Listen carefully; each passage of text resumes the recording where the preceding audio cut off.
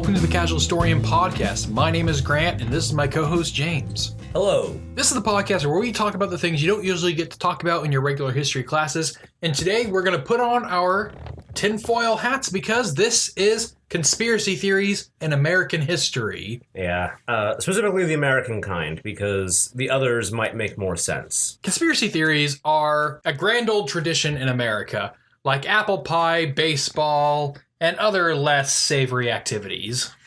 Well, apple pie is sweet, not savory.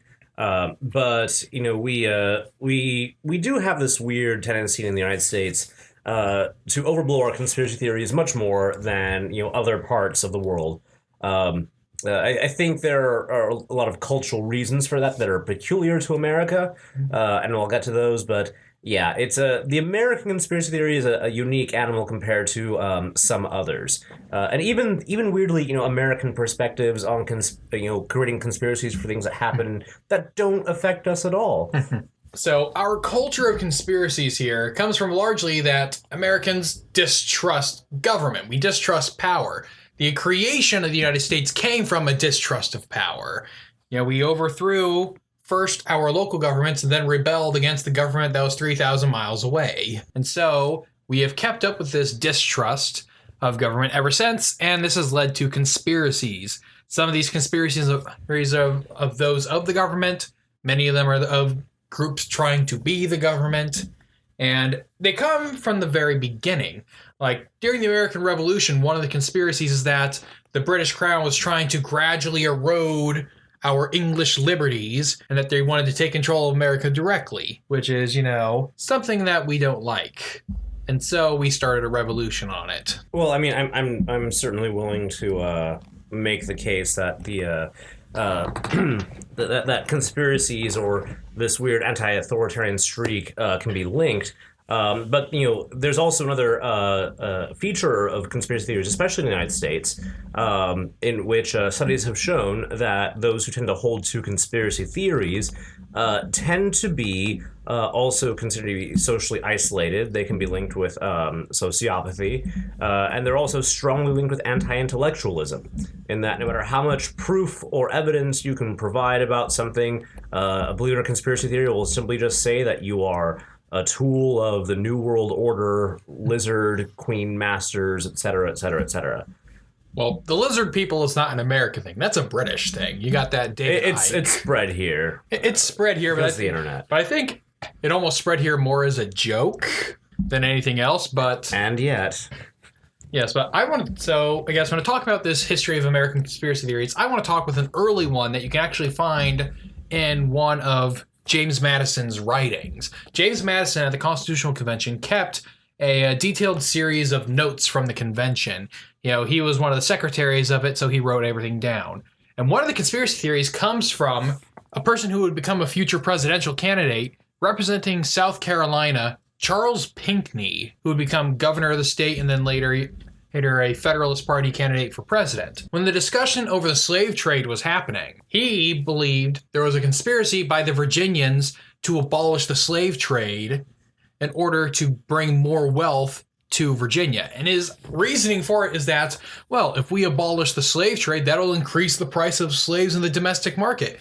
And who has the most slaves? Virginia. Oh, look at that. And the Virginians are supporting the abolishment of the slave trade. How convenient.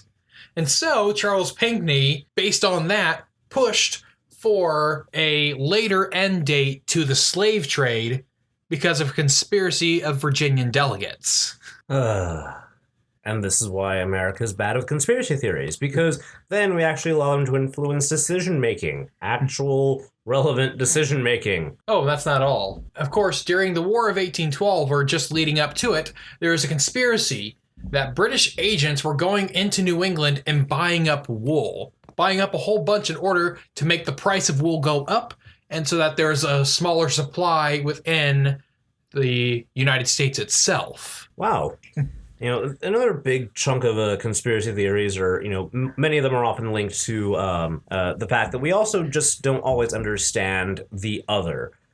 So there are a lot of conspiracy theories. For example, anti-Semitism has been linked to conspiracy theories, especially those involving the New World Order, because the myth of some shadowy cabal of Jews controlling the world's monetary supply has somehow never gone away. We also have anti-Catholic conspiracy theories, many of which I suspect we may have inherited from our English ancestries, given paranoia about Catholicism. And then, of course, the assassinations of various presidents, 9/11. So which one of those do you want to explore next? Well, let's start with something semi-related to assassinations, in particular with Abraham Lincoln and conspiracy thoughts before the Civil War. And before the Civil War, there was, of course, both in the North and the South had conspiracies about the other. In the South, they feared, the greedy merchant industrialist wants to take away our freedom.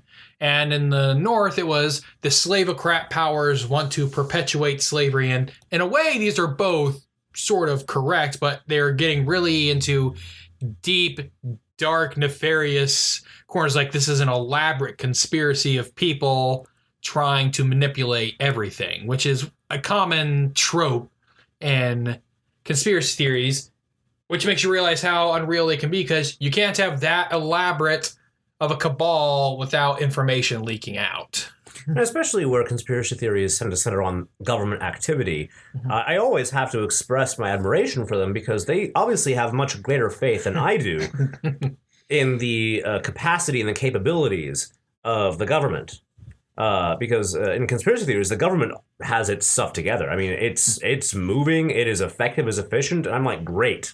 I would actually love a government that can function that smoothly. Yes, it reminds me of an episode of South Park from, probably 10 years ago now, where the whole conspiracy was, the 9/11 conspiracies are a government conspiracy. We need to make people think we're in control of everything, even if we're not. Oh, that might actually be real. I mean, an actual conspiracy, not a parody. It could be real. The other weird thing, and especially lately, there's been this resurgence of elements of conspiracy theories. The Illuminati New World Order conspiracy theory kind of gained a lot more traction, especially after the Maastricht Treaty was pushing Europe toward a political union. But the other big one that's happened, and this one is one that I am utterly baffled by. I know you've done some research on it, is the one in which the world is a conspiracy theory that the world is actually flat. And that the notion of the world being a sphere or a spheroid is actually a conspiracy. And frequently, a big player in these conspiracy theories is NASA. Because, NASA actually provides scientific research and data showing that the Earth is, in fact, not flat. Yes. Yes, the flat earthers are something of a favorite of mine, because I did research into them, and there were organizations that were taking themselves very seriously until about the 90s. But then a new group, Flat Earth Society, was founded in 2004, and they have a website. You can visit it, and they actually have a podcast on iTunes that you can find, the Flat Earth Society podcast. They had 4 episodes, and the last episode was uploaded like 4 years ago. But, they're a group that can sometimes take themselves very seriously. And all of their evidence, when they have a section of their website dedicated to, here's the scientific evidence for a flat Earth. Half of it is just, like a moon landing conspiracy type stuff where, see, this flag isn't moving the way it would move in hypothetical space. Right. It's very interesting because, it points to this very strong trend of anti-intellectualism.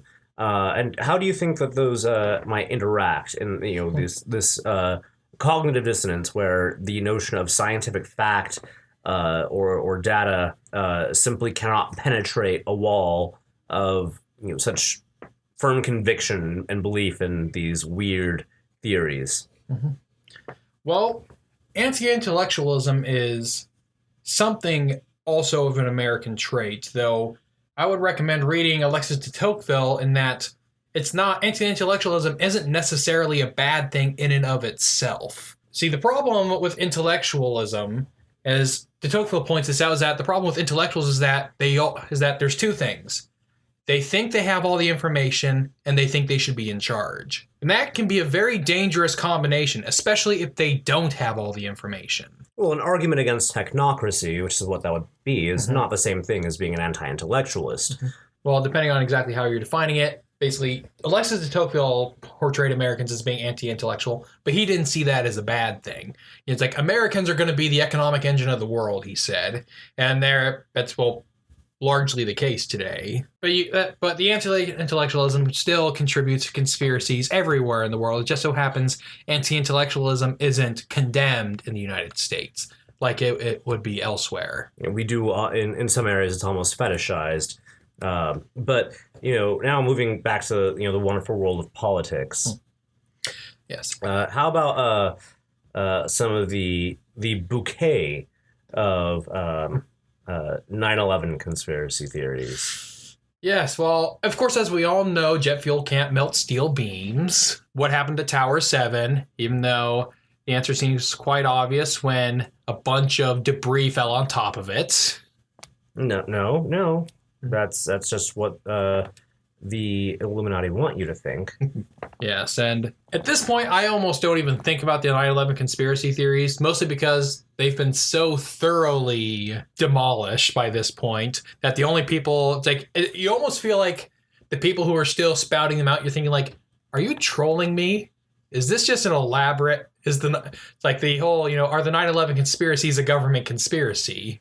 Well, I also, used to feel that way myself, and then I realized that sometimes when one strays too far into the shadowy places of the internet, that in fact, no, the trolls are not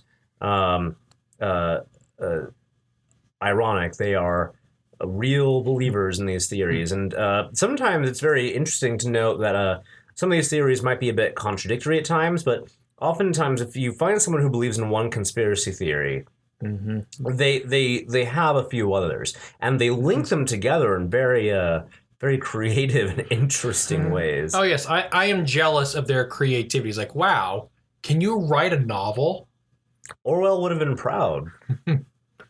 Oh, yeah. Yes.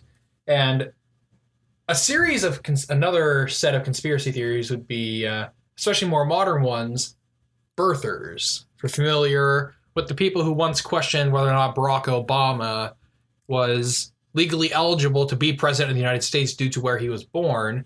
I'll cover that issue in a second, but I like the audience to know that actually wasn't the first time a president's legitimacy to hold the office based on location of birth was brought up in American politics. In the 1880s, we had President Chester A. Arthur, whom many people believe there is a vocal number of people who believe that he was not legally qualified to be president because they believed he was born in Quebec. Like another presidential candidate today, he was believed to have been born in Quebec. Well, except for, this modern presidential candidate, he was born in Quebec. But of course, it has to do with the issue of what makes someone, a natural born citizen, and the fact that the founders were really not clear about that. Well, because the funny thing about that, as a side note in a legal matter, if we really do look at the way we strictly tend to interpret the natural born citizen clause, it actually would, strictly speaking, mean that none of the founding fathers could have been president. Well, actually, within the qualifications, there actually is something allowing them. It's, all people who are all natural born citizens or those who are citizens in the United States at the time of the adoption of the Constitution. That's what allowed people like Alexander Hamilton to become president, but he never did. Yes. Well, I mean, this the way in which we tend to view the matter today. We tend to view it, strictly speaking, as you must be born to American parents on American soil, and anything short of that is a disqualifier. But we don't actually people don't actually realize that the statute is much more flexible than that. Yes, it has to do with more so today, much more today. It has to do with who your parents are.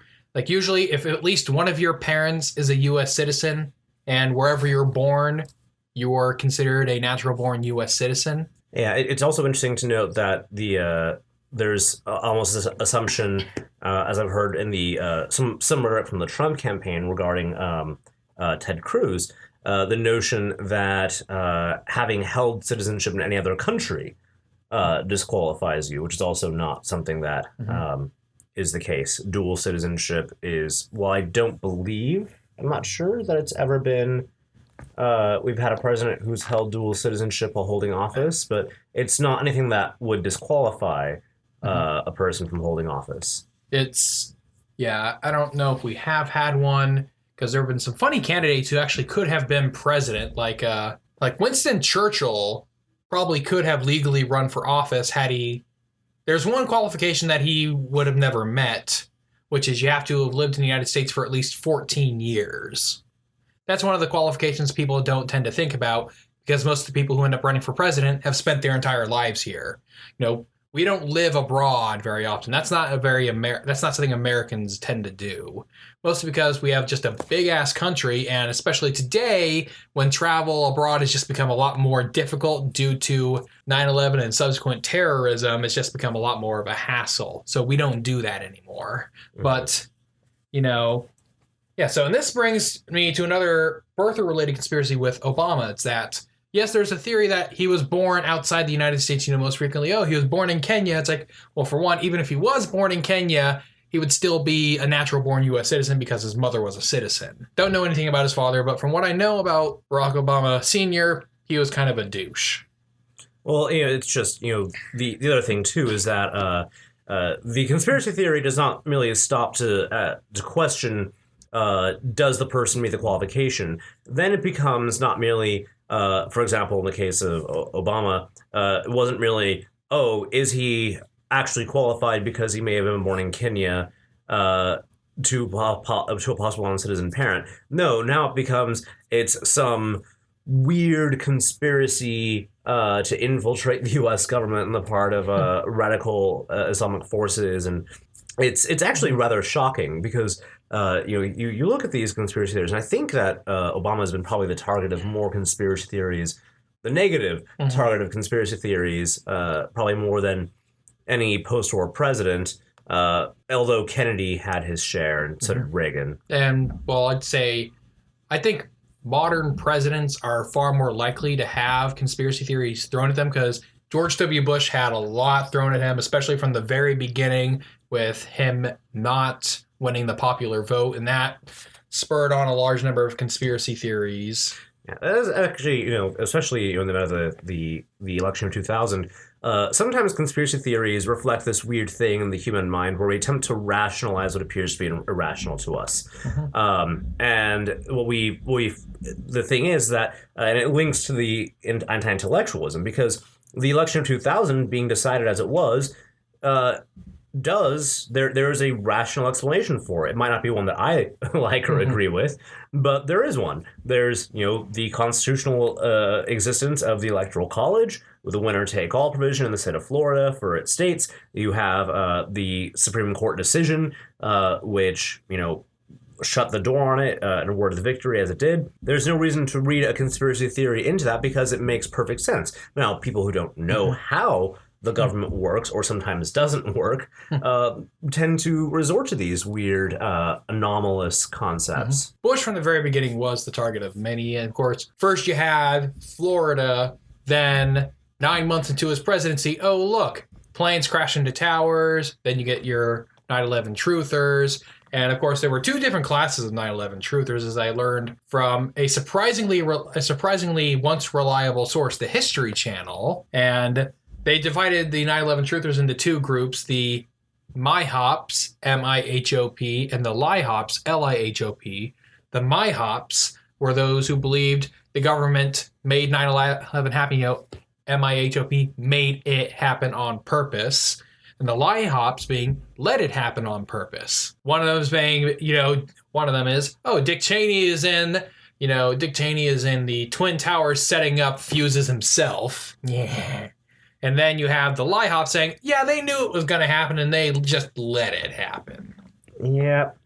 So the funny thing is, and I think the weirdest things that, as in the modern age, conspiracy theories are oddly enough much easier to debunk, to the rational person, because there's just the largest amount of information available to really make the cases that need to be made. But ironically, one of the things that helps to support this, the internet, also sometimes helps the spread of these theories, because isolated or disaffected people tend to find a place on the internet where they just find ways in which these conspiracy theories resonate with them, and they embrace them. And I think that it's a weirdly growing phenomena in some ways, because you look at some of the rhetoric that's being spouted from some in presidential campaigns, not candidates themselves per se, but some of the supporters that see conspiracies around their primary opponents on both sides of the aisle. It's very worrisome. But that's the nature of the beast that is the internet. We're all more connected than ever before, and ideas don't have to die anymore. You can find someone else somewhere who thinks exactly like you do. And there's amazing good and amazing bad with that. It's a double-edged sword, like most things man has created. And I think that one of the other interesting things about the role of the internet is that in the past, as we had things like pseudo-history and pseudo-science, and they were called that because even though they were really factually outlandish, it was easier in days past for them to masquerade as a genuine science or genuine history.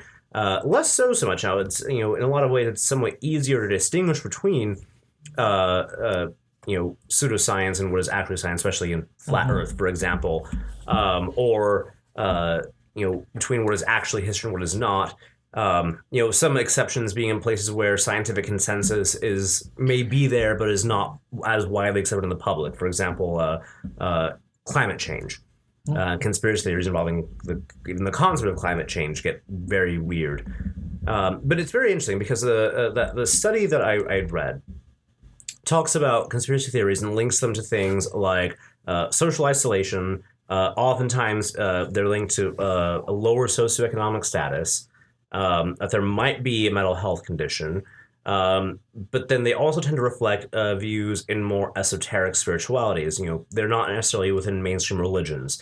Holistic medicine is often, or neo-paganism, more, I suppose you could say, non-establishment religions. There are some common traits. Not that there's anything wrong if a person, holds to those beliefs.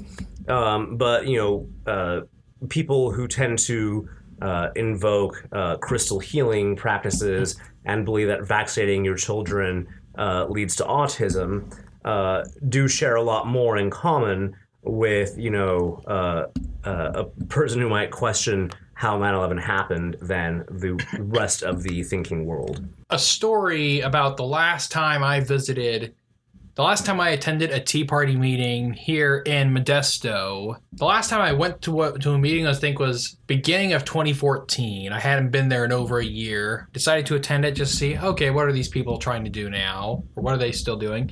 And when I was there, it was a room full of, at most, at the largest capacity, it was 12 people.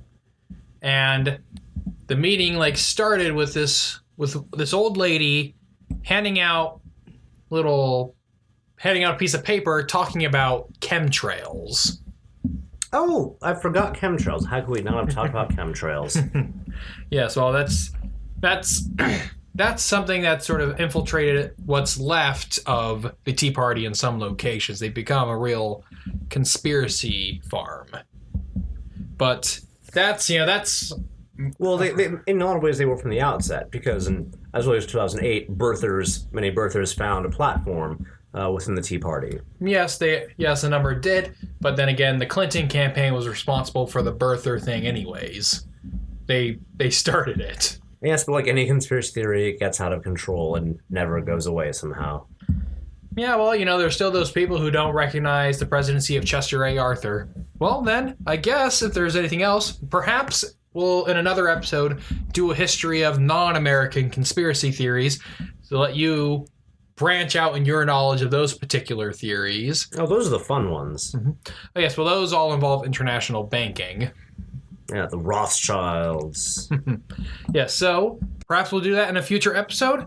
But for now, thank you everybody for listening. And if you want to download this podcast, you can, of course, find it on casualhistorian.com. You can also find it on iTunes, and you can also find it on our YouTube channel for Casual Historian. You can follow us on Twitter and Facebook. And if you have any questions, comments, concerns, ideas, business inquiries, then you can send those to casualhistorian@gmail.com.